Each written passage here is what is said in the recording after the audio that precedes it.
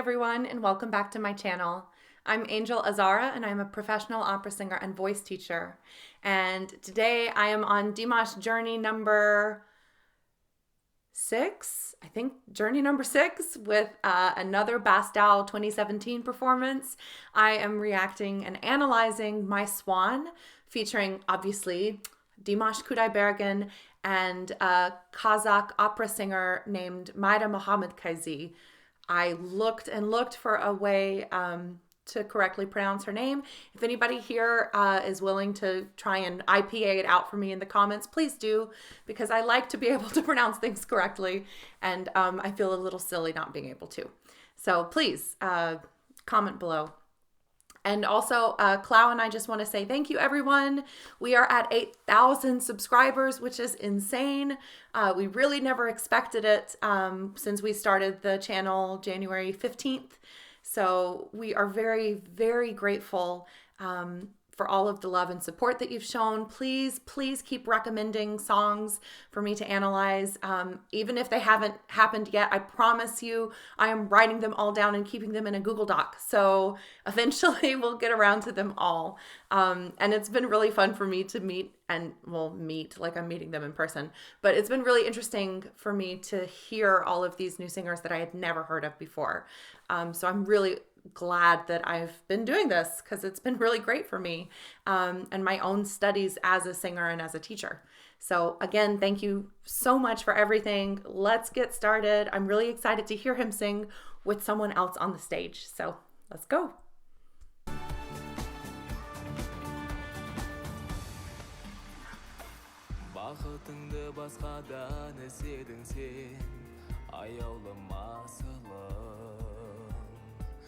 Үмітімді өзіңнен үзбедім мен, аңсадым ғашығым.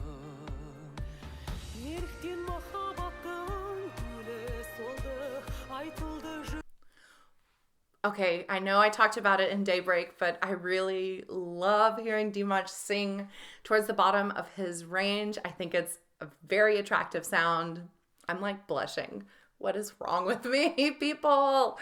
But it's just so nice to hear him get down there when I know all the tenor and all the soprano range that he has above it. But to hear him go down there without a vocal fry, which I never find attractive, I don't like, it hurts my throat just to listen to a vocal fry.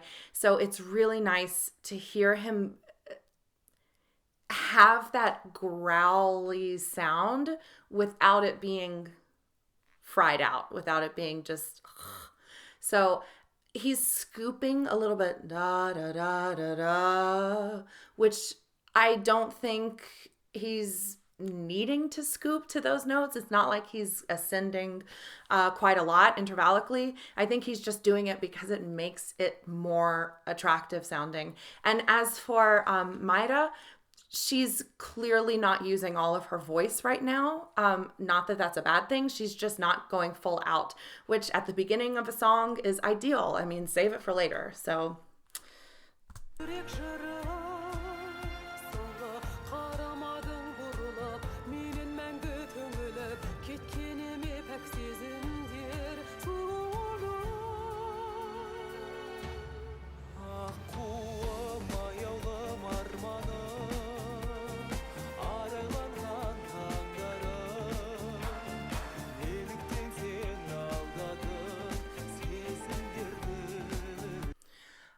So still, I mean, they're definitely building to something, but it's nice to see how smoothly he transitioned into this next register. I mean, he's still singing with a very traditionally masculine voice. Clearly, I mean, he has a soprano on stage, so they need to balance the colors out a little bit. They can't just both be wailing sopranos. I mean, they could be. That would also be interesting to see. But that's not what they're choosing to do right now. But even though he's not singing as low as he was in the beginning, it's still a very similar color, which I really appreciate anytime I hear Dimash singing with the same colors throughout his registers. I think it's such a difficult thing to do, and it is always impressive to me to hear that. as for her, I know that she is more of a traditional opera singer than Dimash is. So I'm impressed so far that she's singing with not a very heavy belt, but with a mixed voice, and just now starting to go into her operatic voice.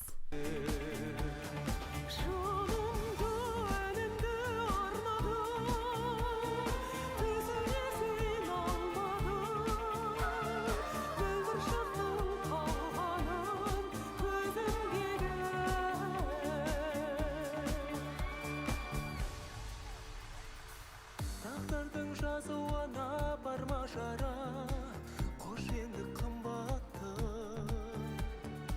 Жүрегімде жалын от қалмаса да, соңғы рет тіл қатты. Not that this has anything to do with singing, but I like the dancers that are on stage. I think that's a really interesting choice. Instead of having two singers standing in the middle of the stage and then trying to sing and emote to the audience and trying to connect with each other, and they're both trying to sing really difficult music, it always looks awkward to me. I hate it so much whenever I'm being staged in an opera and the director's like, oh, tenor, just stand behind her and wrap your arms around her. Because then we're both just like trying to sing and like trying to hold hands like right in front of my stomach or my chest. And it's just weird. So not that this has anything to do with technique, but I think this is a really cool way to solve that very, very prevalent dilemma in operatic staging with duets. So anyways, if you want to watch a really, really awkward one, watch Pavarotti singing with Celine Dion. It's so cringe. It's so bad. I mean, they sound great, but the movement is just ugh.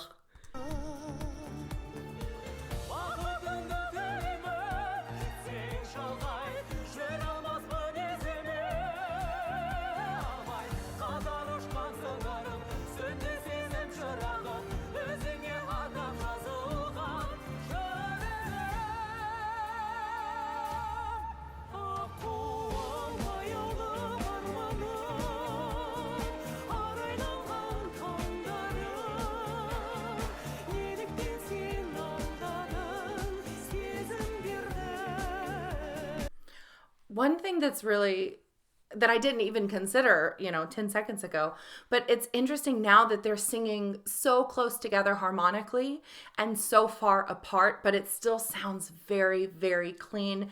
It's just not that that's the hardest thing in the world to do, to be able to blend and perfectly match up rhythmically with a duet partner, but it is a little trickier when you're standing 10 feet away from each other and you're not looking at each other. It's just a sign that both of them are excellent musicians. Now that she's singing in her upper register, it sounds very beautiful. It's interesting to look at her because right now she has a very dramatic look about her, but her voice is very bright and clean sounding. So when I first saw her, I thought, oh, that's, a full lyric soprano or maybe even a dramatic, but instead it sounds like a beautiful light lyric voice. I can't say much more than that because she hasn't really shown her coloratura or anything, so I can't really diagnose her Fach. But it sounds to me like a very clean, bright lyric sound, which is, of course, a perfect complement to Dimash's voice. And he's definitely holding his own. It's always so irritating when the tenor gets drowned out by the soprano, but if it's a mix from the studio or from the... If it's mixing from the soundboard, fine, but I think it's naturally pretty balanced out, even if we were listening to them without any sort of amplification.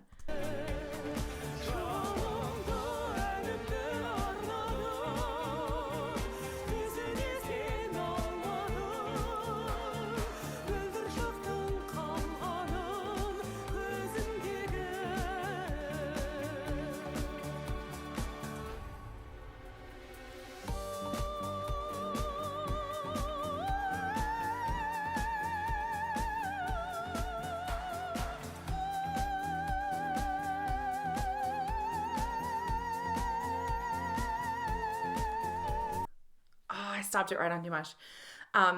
Sorry, I never listen to these songs in advance. I always want to have genuine reactions. So sometimes I stop in bad places and I'm sorry. I'm going to say that I don't think Maida needs to have her mouth so open for a note that isn't so very, very high. Headphone users beware. I think the note was, and her jaw is dropped all the way for, it just isn't, I don't think it's necessary for her to have her jaw so dropped. And then you can add space as you need it.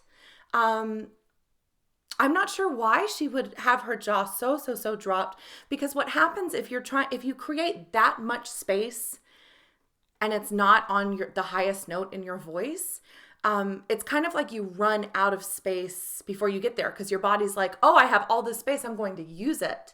And then when you try to get to the next level up in pitch, it's like there's no more space left. You're already using it for a note that's 2 pitches down. So for me, I kind of like to hold out on how much space I'm using until I'm at the very tip top of my range. And then I get to whistle, and then the space shuts back down because I keep it quite small for a whistle. I don't really think she needs all that space. I'd like to hear her sing a full-on aria to see if she does something differently, if she's just, in performance mode for a non-operatic performance and she's doing something a little different or what. But yeah, that's my opinion.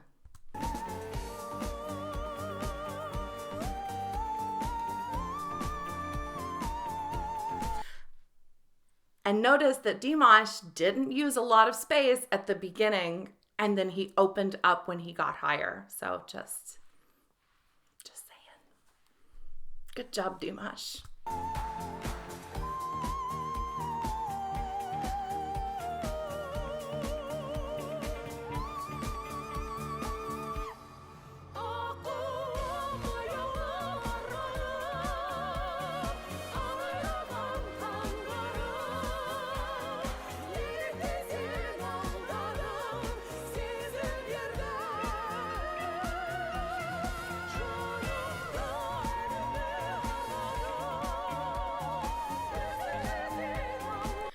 It's not really a good place to stop.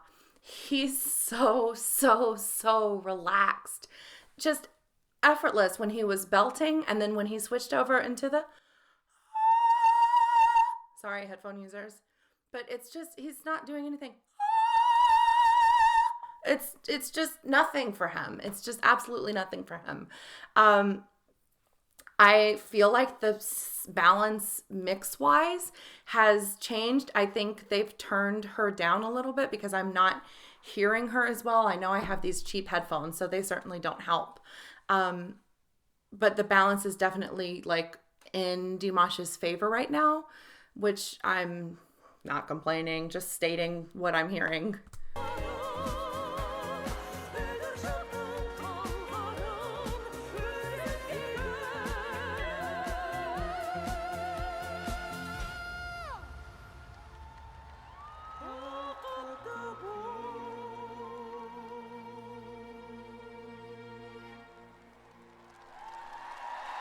Aww.